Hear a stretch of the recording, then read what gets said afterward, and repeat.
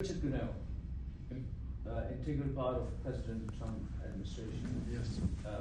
He wakes up probably every other morning and treats free Imran Khan.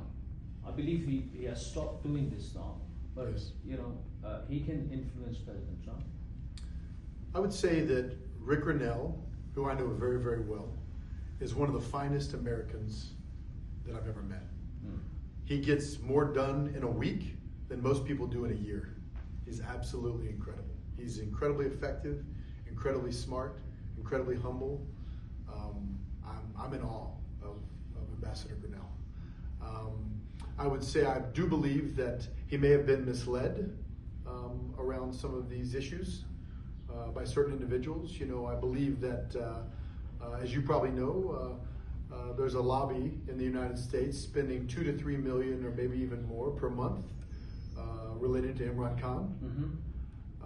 And while I'm not an expert on any of these things, I would tell you I do believe that Ambassador Grenell probably has a better understanding of the true evidence today than he did before. And I would be surprised if he were to Tweet again. I would be surprised. He's his own person and he'll do what he decides to do, but I do believe that he is supportive of American interests here, and I do believe he is supportive of the current administration here as well, and business people like myself that are here working to make the bridge and rebuild the bridge. Look, currently Ambassador Grenell is having to clean up messes from the Biden administration all over the world. He's the perfect person to do it.